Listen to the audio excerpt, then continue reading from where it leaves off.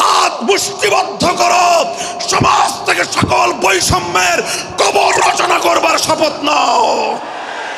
হে হতাশাগ্রস্ত জাতি, আসো আল কোরআনের কাছে, আমরা তোমাদেরকে মুক্তির বার্তা শোনাই, আমরা তোমাদেরকে সান্ত্বনার বাণী শোনাবো।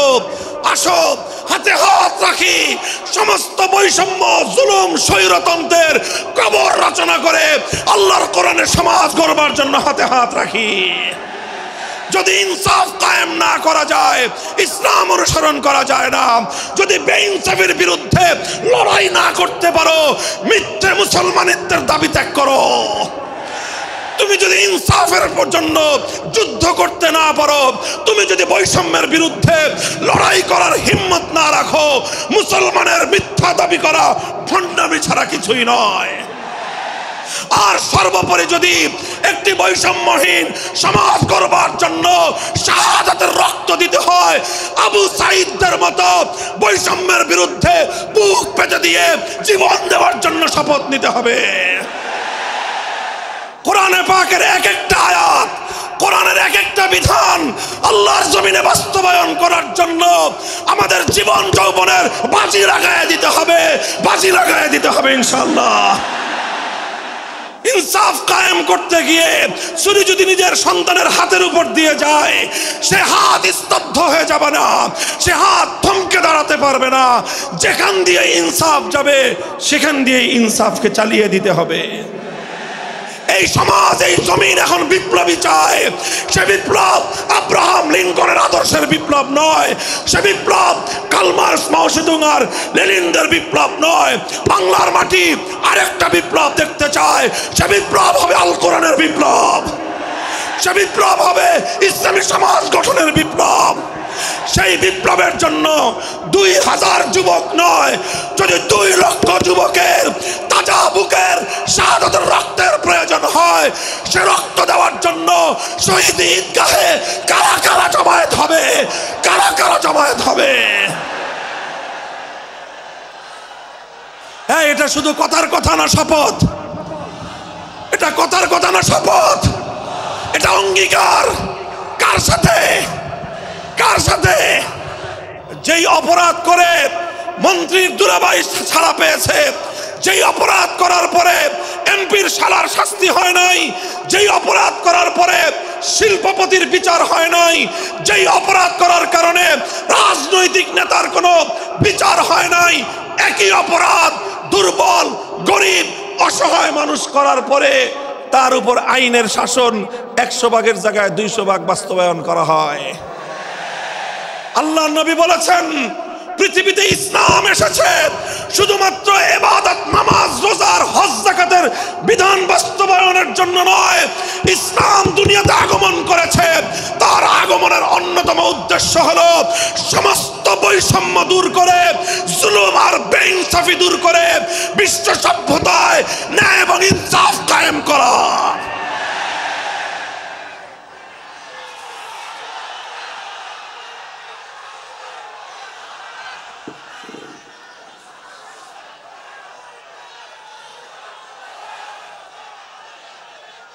মনে রাখবেন, বৈষম্যহীন সমাজ গড়া এটা শুধু বৈষম্য বিরোধী ছাত্র নেতৃবৃন্দের দায়িত্ব নয়।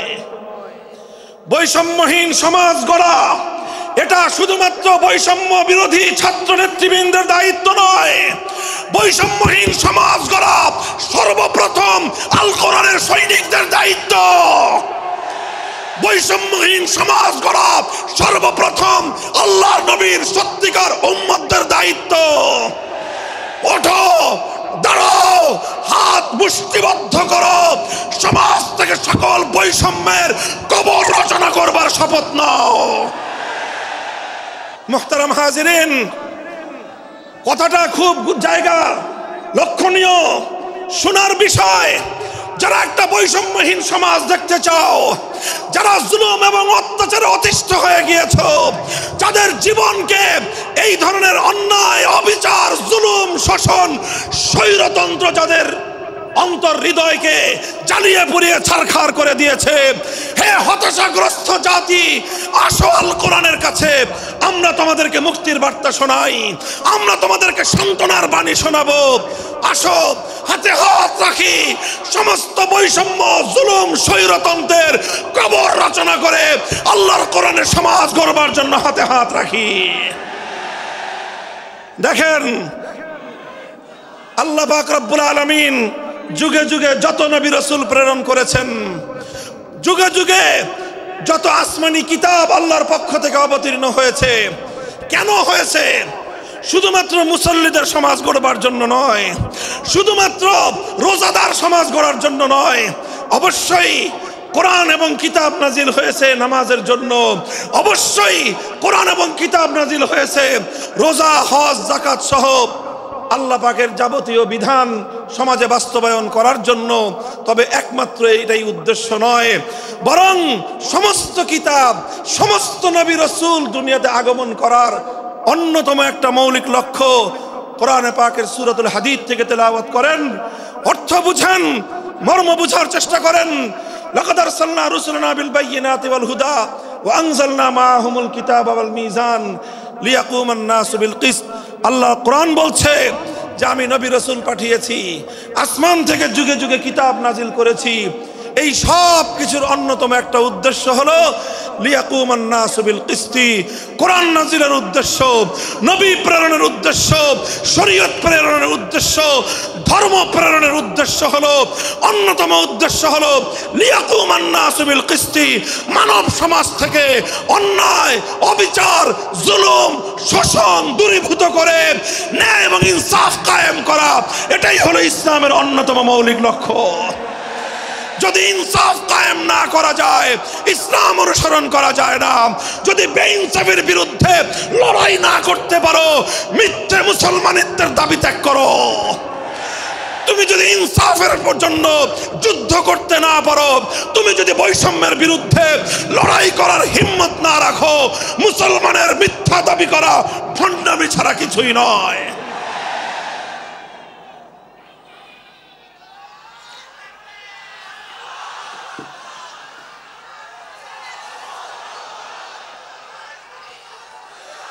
এই জন্য আমাদেরকে বুঝতে হবে আমাদের জীবনের অন্যতম মিশন, যে জন্য আল্লাহ তার নবীদেরকে পাঠিয়েছেন, নবীদের জীবনের মিশন যা ছিল, নবীর উত্তরাধিকারী নবীর অনুসারীদের জীবনের মিশনও সেটাই হবে। বলেন কথা ঠিক না বেঠিক? যে পথে গিয়েছে নবীদের জীবন, সে পথে যাবে আমাদের জীবন। যেটা ছিল নবীদের ভীষণ, সেটাই হবে আমাদের ভীষণ। যদি এটাই হয় সত্য কথা, এটাই যদি হয় শপথ, তবে বৈষম্যহীন সমাজ গড়বার জন্য যা করতে হয় তাই করা আমার আর তোমার জিম্মাদারি। যদি সেজন্য আমাদেরকে ঘাম ঝরাতে হয়, ঘাম ঝরানো আমাদের দায়িত্ব। আর যদি সেজন্য চোখের অস্ত্র দিতে হয়, চোখের অস্ত্র দেওয়া আমাদের দায়িত্ব। যদি সম্পদের কোরবানি করতে হয়, মাল সম্পদের কোরবানি করা, সেটাই আমাদের জীবনের দায়িত্ব এবং উদ্দেশ্য। আর সর্বোপরি যদি একটি বৈষম্যহীন সমাজ গড়বার জন্য শাহাদাতের রক্ত দিতে হয়, আবু সাঈদদের মতো বৈষম্যের বিরুদ্ধে বুক পেতে দিয়ে জীবন দেওয়ার জন্য শপথ নিতে হবে।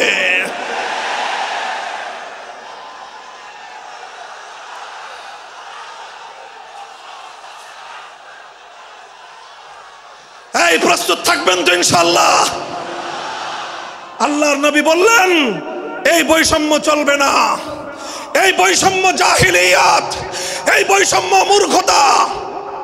সমাজের মধ্যে নিজের দলের লোক অন্যায় করলে পাগার পার, বিরোধী দলের লোক অন্যায় করলে আইনের শাসনে 100 ভাগের জায়গায় 200 ভাগ। নিজেরা অপরাধ করলে সেই অপরাধীকে ছাড়িয়ে নেওয়ার জন্য সমস্ত আয়োজন। বিপক্ষ মতের লোকজন অপরাধ না করা সত্ত্বেও তাদেরকে কেচোর মতো মাটির গর্ত থেকে ধরে এনে তাদেরকে বিচারের মুখোমুখি দাঁড় করানো, অন্যায়ভাবে তাদের জীবন থেকে তাদের যৌবনের সময়গুলো কেড়ে নেওয়া, বছরের পর বছর অন্ধকার কারা প্রকোষ্ঠে তাদেরকে বন্দী করে রাখা। এই জুলুম এবং অন্যায়ের অবসান যদি না ঘটাতে পারো, পুরুষ এবং যুবক মানুষ হিসেবে আল্লাহর কাছে জবাবদিহিতার সুযোগ থাকবে না। কাজেই তাফসীরুল কোরআন শুধুমাত্র কোরআনের তেলাওয়াতের জন্য নয়, তাফসীরুল কোরআন শুধু আল্লাহর কোরআনের মর্ম বোঝানোর জন্য নয়। আল্লাহর কোরআন তেলাওয়াত করতে হবে, মর্ম বুঝতে হবে, আর তালিমে হিকমতের কর্মসূচির অধীনে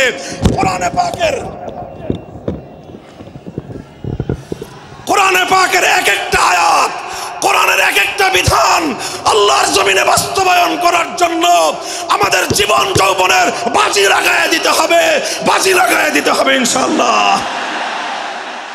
হযরত রাসূল আকরাম সাল্লাল্লাহু আলাইহি ওয়াসাল্লাম বলছিলাম, জাতির উদ্দেশ্যে প্রদত্ত মক্কা বিজয়ী মহাবীর আমিরুল মুমিনিন নবিয়ুল্লাহ খলিফাতুল্লাহ ফিল আরদ খলিফাতুল মুসলিমিন মুহাম্মদুর রাসূলুল্লাহ সাল্লাল্লাহু আলাইহি ওয়াসাল্লামের বক্তব্যের কথা আল্লাহর নবী বললেন, বৈষম্যের কারণে আল্লাহ পাক রব্বুল আলামিন পৃথিবীর বহু জাতিকে ধ্বংস করে দিয়েছেন। সুতরাং শুনে রেখো, আমার দ্বারা বৈষম্য হবে না। শুধু আমার বংশের লোক দেখে, আমার গোত্রের লোক দেখে, আমার রক্তের আত্মীয়তার সূত্রের কারণে আমি অপরাধ প্রমাণিত হওয়ার পরেও তার উপর কোরআনের বিধান বাস্তবায়ন করব না, এটা আমার দ্বারা সম্ভব নয়। এরপরে আল্লাহর নবী যেই কথাটি বললেন, সেই কথা যদি আল্লাহর নবী হাদিসে না বলতেন, তাহলে সেই কথা উচ্চারণ করতে আমাদের জিহ্বা কেঁপে উঠত, আমাদের বক্ষ প্রকম্পিত হতো। আল্লাহর নবী বললেন, ওয়াল্লাহ লাউ আন্না ফাতিমাতা বিনতা মুহাম্মাদিন সারাকাত লাকাতাতু ইয়াদাহা, ওয়াল্লাহি লাউ আন্না ফাতিমাতা বিনতা মুহাম্মাদিন সারাকাত লাকাতাতু ইয়াদাহা। শুধু আমার দাদির গোত্র, আমার বংশের ফাতেমা নামনি মহিলা নয়, আজ যদি আমি মুহাম্মদুর রাসূলুল্লাহর কলিজার টুকরা মেয়ে, আমার জীবনের সবচেয়ে আদরের সন্তান ফাতেমা যদি আজকে চুরি করে ধরা পড়তো, আমি আল্লাহর শপথ করে বলি, আমি তার হাত কেটে দিতে এতটুকু দ্বিধা করতাম না। মুহতারাম হাজিরিন, এটাই হলো তালিমে হিকমত। আল্লাহর কোরআনের বিধান বাস্তবায়ন করতে গিয়ে ছুরি যদি নিজের সন্তানের গলার উপর দিয়ে যায়, ইব্রাহিম খলিলুল্লাহর মতো ছুরি চালায় দিতে দ্বিধা করা যাবে না। যদি ইনসাফ কায়েম করতে গিয়ে ছুরি যদি নিজের সন্তানের হাতের উপর দিয়ে যায়, সে হাত স্তব্ধ হয়ে যাবে না, সে হাত থমকে দাঁড়াতে পারবে না। যেখান দিয়ে ইনসাফ যাবে সেখান দিয়ে ইনসাফকে চালিয়ে দিতে হবে। রাসূল আকরাম সাল্লাল্লাহু আলাইহি ওয়াসাল্লাম ঘোষণা করলেন, আল্লাহর আয়াত নাজিল হলো, ইয়া আইয়ুহাল্লাযীনা আমানুত্তাকুল্লাহ ওয়া যারু মা বাকিয়া মিনার রিবা ইন কুনতুম মুমিনিন। হে মুমিনগণ, সুদকে তোমরা পরিহার করো যদি ঈমানদার হয়ে থাকো। যদি ঈমানদার হয়ে থাকো, কি করো তোমরা? সুদকে পরিহার করো। কি করো? ইত্তাকুল্লাহ, তোমরা আল্লাহকে ভয় করো। ওয়াজারু মা বাকিয়া মিনার রিবা, সুদের যা অবশিষ্ট আছে এই সব কিছু তোমরা পরিহার করো। আর যদি না করো, সুদ যদি তোমরা পরিহার না করো, ফাজানু বিহারবিম মিনাল্লাহি ওয়া রাসূলিহি, আল্লাহ এবং তার রাসূলের পক্ষ থেকে যুদ্ধের ঘোষণা শুনে নাও। হে জাতি, হে মুসলিম সম্প্রদায়, আমরা তোমাদের কাছে পয়গাম পৌঁছে দিতে চাই, আল্লাহর উপর বিশ্বাসী জাতি, আল্লাহর নবীর উপর আস্থাশীল জাতি কোনোদিন সুদি কারবার করতে পারে না। সুদ ভিত্তিক অর্থ ব্যবস্থা দিয়ে তাদের সমাজ চলতে পারে না। আল্লাহর উপর বিশ্বাসীদের সমাজ যদি হয় সুদ ভিত্তিক, তার অর্থ হলো রাত দিন আল্লাহ এবং তার রাসূলের সঙ্গে তারা যুদ্ধে লিপ্ত। যেই মুসলিম জাতি আল্লাহর সাহায্য নিয়ে বিশ্বব্যাপী বিজয়ী হওয়ার স্বপ্ন দেখে, সে মুসলিম জাতি যদি স্বয়ং আল্লাহর সঙ্গে যুদ্ধে লিপ্ত থাকে, তাদের জীবনেও কল্যাণ এবং বিজয় আসার সম্ভাবনা নাই। এই জন্য মুসলিম জাতির উত্থানের জন্য, মুসলমানদের বিজয়ের পূর্ব শর্ত হলো সুদ পরিহারের মাধ্যমে আল্লাহর সঙ্গে যুদ্ধ বন্ধ করতে হবে, আল্লাহর পক্ষ থেকে সাহায্য চাইতে হবে। কোরআনের আয়াত, সূরা বাকারার আয়াত, এই আয়াত নাজিল হওয়ার পরে আল্লাহর নবী শুধু তেলাওয়াত করে দায়িত্ব ক্ষান্ত করেন নাই, শুধু সুদের মর্ম বুঝিয়ে নিজের দায়িত্ব ক্ষান্ত করেন নাই। তৃতীয় দায়িত্ব তালিমে হিকমত, সুদকে সমাজ থেকে সমূলে উৎখাত করার উদ্যোগ নিয়েছেন। বলেন সুবহানাল্লাহ। শুধু আলোচনা করে বক্তৃতা দিয়ে নবীর দায়িত্ব শেষ হয় নাই, শুধুমাত্র তাফসীর করে দিয়ে নবীর দায়িত্ব ক্ষান্ত হয় নাই, বরং এক একটা বিধান, আল্লাহর এক একটা আয়াত কিভাবে সমাজে বাস্তবায়ন করা লাগে, করা যায়, নবীজি প্র্যাকটিক্যাল ভাবে তার উদ্যোগ গ্রহণ করেছেন। কিভাবে উদ্যোগ নিয়েছেন? সুদের বিরুদ্ধে কি উদ্যোগ নিয়েছিলেন? কিতাব উল্টান, হাদিসের কিতাব, বুখারী শরীফের হাদিস, নবীজি ঘোষণা দিলেন, আলা ইন্না রিবাল জাহিলিয়াতি মাওদুউন তাহতা কদামাইয়া। জাহিলিয়াতের যুগে যত সুদের কারবার চলতো, ইসলাম এবং আল কোরআনের সমাজ গড়বার পর সেই জাহিলি যুগের রীতি, সুদ ভিত্তিক অর্থ ব্যবস্থা মুসলিম সমাজে আর থাকতে পারে না। নবীজি বললেন, সুদের কবর রচনা করলাম আমি আমার পায়ের নিচে। আল্লাহ নবী আক্ষরিক অর্থে এ কথা বললেন, আমি আমার পায়ের নিচে সুদের কবর রচনা করলাম। এরপরে আল্লাহ নবী ঘোষণা দিলেন, অনেকে আছো তোমরা যারা আগে কুফরির জমানায় জাহিলিয়াতের যুগে সুদের উপর লগ্নি করেছো, সুদের উপর মানুষকে ঋণ দিয়েছো, সুদী মহাজন যারা সুদের ভিত্তিতে মানুষকে টাকা দিয়েছো, এইরকম কাজ কারবার যারা করতো, সেই যুগে তাদের মধ্যে একজন ছিলেন স্বয়ং আল্লাহর নবীর চাচা হযরত আব্বাস বিন আব্দুল মুত্তালিব রাদিয়াল্লাহু আনহু। মক্কার ঘরে ঘরে আব্বাস রাদিয়াল্লাহু আনহু মানুষের কাছে ঋণ টাকা দিতেন, টাকা পাওনা ছিল এবং সকল টাকা লগ্নি করা ছিল, বিনিয়োগ করা ছিল সুদের ভিত্তিতে। আল্লাহর নবী ঘোষণা করলেন, জাহিলি যুগের সমস্ত সুদ আমি আল্লাহর নবী মওকুফ ঘোষণা করলাম। সর্বপ্রথম যেই সুদ আমি মাফ ঘোষণা করলাম সেটা হলো আমার চাচা আব্বাসের সুদ। কাউকে আমার চাচার কাছ থেকে যারা ঋণ নিয়েছিল, কেউ আর আমার চাচার সুদ দিতে হবে না, শুধুমাত্র মূল পুঁজিটা ফেরত দিবে। সুদ আজ থেকে কবর রচনা করা হলো। হে মুসলমান, যেই সুদের কবর রচনা করে সেই কবরের উপর ইসলামের বিজয়ের বুনিয়াদ কায়েম হয়েছিল, ইসলামের বিজয়ের কেতন উড়েছিল। অন্যায় বৈষম্যের কবর রচনা করে, সুদ ভিত্তিক অর্থ ব্যবস্থার কবর রচনা করে আজ মুসলমানেরা আবার সেই কবর খুঁড়ে সেখান থেকে জুলুম, অত্যাচার, সুদ ভিত্তিক অর্থ ব্যবস্থাকে কবরের পচা মাল, কবরের মরা পচা করা লাশ মুসলিম সমাজের মধ্যে আবার পুনর্বাসিত করেছে। এজন্যই আজ মুসলমানদের এই অধপতন।